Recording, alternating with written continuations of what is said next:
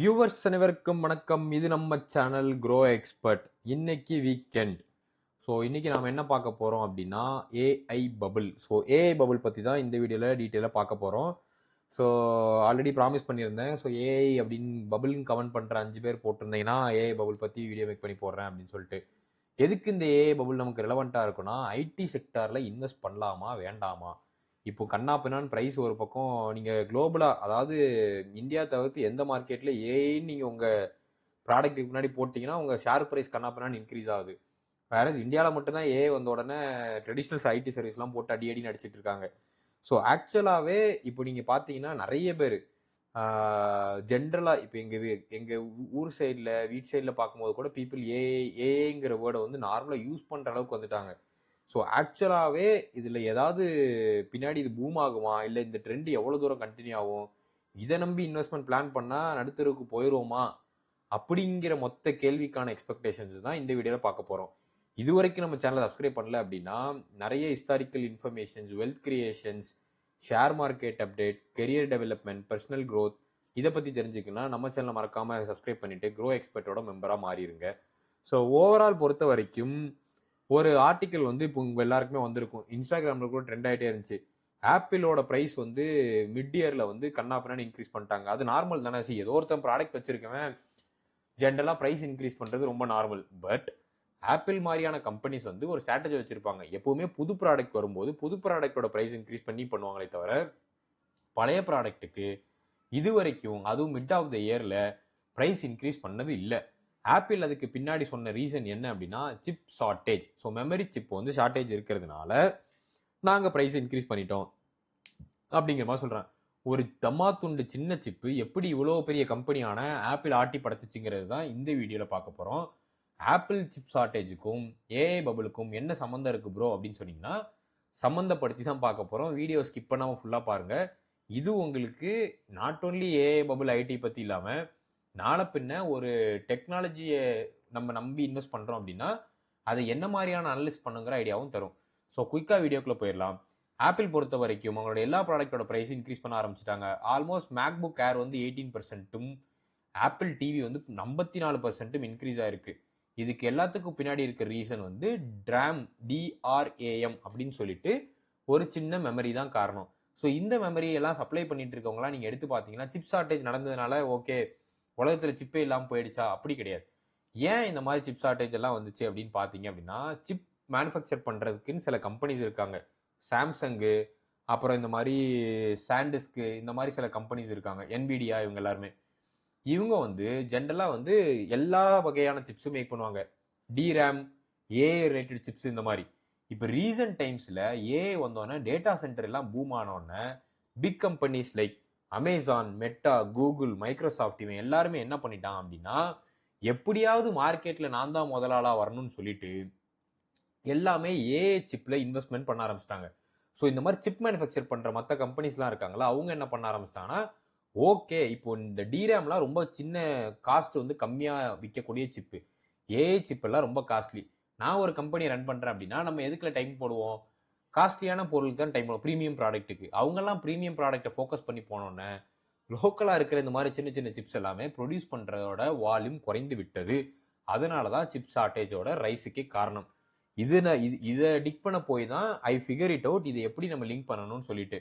Overall பார்த்ததுல Amazon, Google, meta, Microsoft எல்லாருமே சேர்ந்து 2020ல வெறும் $90 பில்லியன் தான் டேட்டா சென்டருக்கு இன்வெஸ்ட் பண்ணியிருக்காங்க. பட் இப்போ அதோட பிரைஸ் பார்த்தீங்கன்னா $725 பில்லியன் இருக்கு. அண்ட் குறிப்பா என்விடியா பொறுத்த வரைக்கும் 5 ட்ரில்லியன் வந்து டச் பண்ணாங்க. டச் பண்ணிட்டு 3 நாள்ல அப்படியே கிராஷ் ஆகி -320 பில்லியன் கிராஷ் ஆயிருக்கு. மைக்ரான் 13% டிராப், சாண்டிஸ்க்கு 10.6% drop, Apple 6.1% drop, SoftBank 12% drop. OpenAI வந்து கொஞ்சம் பொறுமையா ஐபிஓ கொஞ்சம் கொஞ்சமா டிலே பண்ணிட்டு வரான். இது எல்லாமே என்ன இண்டிகேட் பண்ணுது அப்படின்னா இன்வெஸ்ட்மெண்ட் நல்லா தானே ப்ரோ நடந்துட்டு இருக்கு, அப்ப நமக்கு மார்க்கெட்ல நல்ல க்ரோத் இருக்கும்ல அப்படின்னு நினைச்சீங்கன்னா அங்கதான் நம்ம தப்பு பண்ணுறோம். இன்வெஸ்ட்மெண்ட்டா $725 பில்லியன் நடந்தாலுமே மொத்தமா அந்த எல்லா கம்பெனிஸுமே அவங்க பண்ண இன்வெஸ்ட்மெண்ட்டான ஏஐக்கு அகேன்ஸ்டா ரெவென்யூவா வெறும் $75 பில்லியன் தான் பண்றாங்க. $600 பில்லியன் எங்க போச்சுங்கிறது தான் பாஸ் யாருக்குமே தெரியல. அது பத்தின கொஸ்டின் தான் இது. ஸோ இப்படியே எவ்வளவு நாள் தான் லாஸ் மேக் பண்ணிட்டு இருப்பாங்கங்கிறது முக்கியம். ஆப்பிளோட சிஇஓ அனௌன்ஸ் பண்ணும்போது என்ன சொன்னாருன்னா, இந்த சிப் ஷார்டேஜ் இஷ்யூ ரொம்ப நாளாவே இருக்கு, நாங்களும் இதை எங்க கஸ்டமருக்கு கேஸ்கேட் பண்ணிடக்கூடாதுன்னு சொல்லிட்டு ரொம்ப நாளா அந்த காஸ்ட்டை நாங்களே எடுத்துக்கிட்டு இருந்தோம். ஆனா இதுக்கு மேல எடுக்க முடியாதுங்கிற ஒரு சூழ்நிலை வந்ததுனால தான் பிரைஸை இன்க்ரீஸ் பண்ணோம்னு டிக்ளேர் பண்றாரு. இப்போ இதே மாதிரி apple Amazon, Meta, Google, Microsoft எல்லாரும் சேர்ந்து இதுக்கு மேல என்னால பேர் பண்ண முடியாதுன்னு ஒரு முடிவு எடுத்தாங்கன்னா, இப்போ நீங்க கரண்டா யூஸ் பண்ணிட்டு இருக்கிற ஏஐ சர்வீஸோட காஸ்ட் எங்க போகும்? அதுதான் என்னோட கொஸ்டின். ஸோ நம்பர்ஸ் எல்லாமே அதைத்தான் ஜஸ்டிஃபை பண்ணுது. ஆல்மோஸ்ட் அரௌண்ட் நீங்க பாத்தீங்கன்னா எல்லா ஜெயின்ஸும் கண்ணா பின்னாடி இன்வெஸ்ட் பண்ணிட்டு இருக்காங்க. என்விடியா பொறுத்த வரைக்கும் டிராப் ஆயிட்டு இருக்கு. கெப்பெக்ஸோட வால்யூம் பாத்தீங்கன்னா பெருசா எக்ஸ்ப்ளோட் ஆகுது. எல்லா ஷேர்ஸுமே விழுந்துகிட்டே இருக்கு. ஓவரால் பொறுத்த வரைக்கும் இது பபுலா பூமான்னு எனக்கு தெரியல. எப்போ இவங்கெல்லாம் கையை விரிச்சாங்களோ, ஏன்னா இப்போ வந்து ஏஐ வந்துருச்சு, ஹியூமன்ஸை வந்து ரீப்ளேஸ் பண்ணிடும்னா காசு கம்மியா இருக்கிற வரைக்கும் தான் ப்ரோ அதை ரீப்ளேஸே பண்ண முடியும். உதாரணத்துக்கு 10,000 20,000 சம்பளத்துக்கும் வேலை பார்க்கறதுக்கு ஆள் இருக்கு. இப்போ ஏஐ லைசன்ஸோட காஸ்ட் வந்து ஒரு மாசத்துக்கு வந்து இப்போ ஒரு 3,000 ரூபாய் கிட்ட வருது. ஓகே, ஒரு நல்ல டீசென்டான இது 3,000 4,000 ரூபாய் கிட்ட வருது. அது வந்து 10,000 லெட்ஸ் சே 20,000 சம்பளம் கம்பேர் பண்ணும்போது 4,000 ரூபாய் ஓகேன்னு சொல்லிட்டு இவன் இந்த ஆட்டோமேஷனுக்கு போகிறான். இப்போ இதுவே நவுட்டி கொண்டு போய் ஒரு 30,000க்கு போயிடுச்சு இந்த காஸ்ட். ஏன்னா நம்ம பேசுற கேப் வந்து ரொம்ப பெருசு. ஆல்மோஸ்ட் 600 பில்லியன் கேப் இருக்கு. போயிடுச்சுன்னா ஏஐயா ஹியூமனான்னு கேட்டா ஹியூமனை தான் யார் வேணாலும் சூஸ் பண்ணுவாங்க. ஏன்னா corporate works that way. So இது பபுலா பூமா அப்படிங்கிறதுக்கு எனக்கு தெரியல. இது பபுலாவும் போகலாம், இல்லை பூமாவும் போகலாம். அது எப்படி நம்ம ஐடென்டிஃபை பண்ணுறங்கிறத பார்க்குறேன். ஒன்று, ரியலாகவே இவங்களுக்கு காசு வரணும். இப்போதைக்கு எப்படி காசு வந்து அவங்க ஜென்ரேட் பண்ணுறாங்கன்னா, என்விடியா சிப் மேக் பண்ணுறான்னா அதை வந்து அவன் கூகுள், மைக்ரோசாஃப்ட்டு விற்கிறான். மைக்ரோசாஃப்ட் என்ன பண்ணுறான், அவன் வந்து நான் ஓகே லைசன்ஸ் கிரியேட் பண்ணுறான்னா அந்த ஏஐ வச்சு அதை திருப்பி என்விடியாவுக்கு விற்கிறான். இந்த மாதிரி கம்பெனிக்குள்ளேயே அவங்க காசை ரொட்டேட் பண்ணிட்டு இருக்காங்க. எண்டு கன்சியூமர் அதை வாங்கி அவங்க சொல்ற ப்ரீமியம் ரேட்ல கன்சியூம் பண்ண முடியுமாங்கிறது தெரியல. அவன் கன்சியூம் பண்ண முடியாமல் போயிடுச்சுன்னா பபுள் பர்ஸ்ட் ஆயிரும். இன்கேஸ் இந்த கேப் எல்லாத்தையுமே அவங்க ஆக்சலரேட் பண்ணி இந்த 10% கேப் இருக்குல்ல அதை ஃபில் பண்ணிட்டாங்க, ஜிபியோட காஸ்ட் வந்து கம்மியாயிடுச்சு அப்படிங்கிற பாயிண்ட் ஆஃப் வியூல போச்சுன்னா இது வந்து பூம் ஆகிறதுக்கான வாய்ப்புகளும் ஜாஸ்தியாக இருக்கு. இந்த இன்சிடென்ட் மார்க்கெட்ல இதான் ஃபர்ஸ்ட் டைமும் கிடையாது. மார்க்கெட்ல இதுக்கு முன்னாடியே இதே மாதிரி ஒரு தடவை நடந்திருக்கு. 1990s பொறுத்த வரைக்கும் டெலிகாம் இண்டஸ்ட்ரி தான், அதாவது இன்டர்நெட் தான் உலகமே பின்னாடின்னு சொன்ன உடனே நிறைய குட்டி குட்டி கம்பெனிஸ் வந்து இன்னைக்கு எப்படி திடீர்னு டீப் சீக்கு ஓப்பன் ஏஐ வந்த மாதிரி இது குட்டி கம்பெனின்னு சொல்ல நிறைய கம்பெனிஸ் வந்து டெலிகாம் கேபிள் போடுறேன், அது போடுறேன், டெலிகாம் ப்ராடக்ட் பில்ட் பண்றேன்னு சொல்லிட்டு கண்ணா பின்னாடி இன்வெஸ்ட் பண்ணிட்டானுங்க. ஆக்சுவலாவே அவங்களுக்கு ரெவன்யூ எதுவும் வரல. இன்வெஸ்ட்மெண்ட்டும் பூமியும் வச்சு மார்க்கெட்ல அதை வந்து ட்ரில்லியன் பில்லியன்ட்டு வேல்யூவேஷன் ஏற்றி வச்சிட்டானுங்க. ஆனா 2001 வரைக்குமே அந்த இன்ஃப்ராஸ்ட்ரக்சரை யூஸே பண்ணல. ஸோ அன்னைக்கு ஆரம்பிச்ச நிறைய கம்பெனிஸ் வந்து அப்படியே காணாம போயிட்டாங்க. 2000க்கு மேல தான் யூடியூப் பாப்புலர் ஆச்சு. யூடியூப் பாப்புலர் ஆனதுக்கு அப்புறம் தான் இந்த டெலிகாமு, பிராட்கேமு, ஃபைபர்னு சொல்லிட்டு நிறைய பேர் கன்சியூம் பண்ண ஆரம்பிச்சாங்க. ஆனா இது ஆக்சுவலா பெனிஃபிட் ஆனது அதுக்கப்புறம் சில கம்பெனி தாக்கு பிடிச்சிருந்த கம்பெனி மட்டும் தான் பெனிஃபிட்டே ஆச்சு. அவங்க கண்ணா பின்னான்னு க்ரோ ஆனாங்க. பட் அந்த டைம்ல ஆரம்பிக்கப்பட்ட நிறைய கம்பெனி காணாம போயிடுச்சு. இன்வெஸ்ட்மெண்ட்ஸுமே இடையில மார்க்கெட் டிப்ளீட் ஆகி அந்த கம்பெனி நம்பி முதலீடு போட்டவங்க எல்லாருமே திவால் ஆயிட்டாங்க. ஸோ இந்த மாதிரி பூம் பாயிண்ட் ஆஃப் வியூல எந்த கம்பெனியை நம்ம டார்கெட் பண்றோங்கிறது ரொம்ப ரொம்ப முக்கியம் இருக்கு.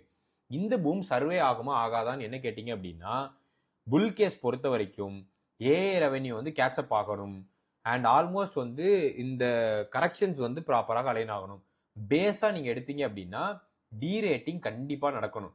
இப்போ வந்து வேல்யூவேஷன்ஸ் கண்ணா பண்ணான்னு ஸ்டாக்ல ஏற்றி வச்சிருக்காங்க ஏஐ ஸ்டாக்கை, அந்த வேல்யூவேஷனும் குறைக்கணும். பீப்புள் இந்த ஏஐ ஃபியரை விட்டு வெளியே வந்து ஆல்மோஸ்ட் ஓகே ஏஐங்கிறது வந்து ஹியூமன்ஸை ஃபுல்லாக ரீப்ளேஸ் பண்ணிடாது, ஏஐ வந்து கண்டிப்பாக பார்ட் ஆஃப் டெக்னாலஜிக்குள்ள போகுதுங்கிற ஒரு அண்டர்ஸ்டாண்டிங் வரணும். பியர் கேஸ் நீங்கள் எடுத்து பார்த்தீங்கன்னா இப்போ வரைக்கும் நடந்த எல்லா இன்வெஸ்ட்மெண்ட்டையும் ஃப்ரீஸ் பண்ணிட்டு கம்பெனி அந்த காஸ்ட்டை வந்து சில கம்பெனி திவால் ஆகிறதுக்கும் வாய்ப்பு இருக்கு. என்னை பொறுத்த வரைக்கும் நான் ஸ்ட்ராங்கா பிலீவ் பண்றது டீரேட்டிங் நடக்கிறதுக்கான வாய்ப்பு ஜாஸ்தியா இருக்கு. பிரைஸ் ஃபாலும் கண்ணாப்பண்ணான்னு இருக்கும். ஸோ அதனால ஏஐ சேஸ் பண்றேன், டெக் ஸ்டாக்கை சேஸ் பண்றேன்னு சொல்லிட்டு நிறைய டெக் கம்பெனிஸ்ல இன்வெஸ்ட் பண்ணிடாதீங்க. இந்தியா பாயிண்ட் ஆஃப் வியூ பொறுத்த வரைக்கும் என்னோட ஸ்டில் டேக் டாப் 4 கம்பெனிஸ்ல தாராளமா கண்ணை மூட்டி இன்வெஸ்ட் பண்ணுங்க. TCS, Infosys, Wipro, HCL tech, இது எல்லாமே நல்ல வேல்யூவேஷன்ல இருக்கு. நீங்க தாராளமா இன்வெஸ்ட் பண்ணலாம். அதுதான் நான் ஸ்ட்ராங்காக சொல்கிறேன். ஃபார் ஷுர் குளோபலாக டெக் கரெக்ஷன் நடக்கும்போது இந்தியாவுக்கு அது ஒரு பாசிட்டிவான நியூஸாக தான் முடியும். அண்ட் முக்கியமாக நீங்கள் ஒரு இன்வெஸ்டராக பண்ண வேண்டியது, ஏஐ தேடி மொத்த காசையும் கொண்டு போய் போடாமல் இந்த ரைட் ஆப்பர்ச்சுனிட்டியில் ஃபவுண்டேஷனை செட் பண்ணுங்கள், எமர்ஜென்சி ஃபண்ட் ரெடி பண்ணுங்கள், போர்ட்ஃபோலியோட ரிஸ்க் எப்படி இருக்குன்னு பார்த்துட்டு போர்ட்ஃபோலியோ அலோகேஷன் பண்ணணும். ஏஐல பெரிய அலோகேஷன் வைக்காதீங்க, அது நல்லது கிடையாது. அண்ட் அலோகேஷன் பொறுத்த வரைக்கும் வெறும் ஷேர் மார்க்கெட்டில் மட்டும் வைக்காதீங்க, ஈக்விட்டி, டெப்ட்டு, கோல்டு, கேஷுங்கிற மாதிரி வைக்கணும். எஸ்ஐபி ஆட்டோமேட் பண்ணுங்க, சின்னதாக இருந்தால் கூட. அதாவது லிக்விடேட் பண்ணுற அளவுக்கு கொஞ்சமாச்சு கேஷ் வச்சுக்கோங்க. உங்கள் போர்ட்ஃபோலியோவை குறைஞ்சது 2 தடவை ரிவ்யூ பண்ணி அதில் எது டேஞ்சராக இருக்குது, எப்படி ரீஅலோகேஷன் பண்ணணுங்கிறத பிளான் பண்ணி வச்சுக்கோங்க. ஓவரால் உங்களுக்கு இந்த வீடியோ கண்டிப்பாக பிடிச்சிருக்கும் நம்புகிறேன். இந்த மாதிரியான இன்ட்ரெஸ்டிங் வீடியோ தெரிஞ்சுக்கணும் அப்படின்னா நம்ம சேனல் மறக்காமல் சப்ஸ்கிரைப் பண்ணிருங்க, வீடியோ லைக் பண்ணிருங்க. வீடியோ பிடிச்சிருந்துச்சுன்னா ஏஐ பபுள்னு சொல்லிட்டு மறுபடியும் கமெண்ட் பண்ணுங்க. நான் அட்லீஸ்ட் அது ஒரு கிரெடிட்டாக எடுத்துப்பேன். தேங்க்ஸ் ஃபார் வாட்சிங்.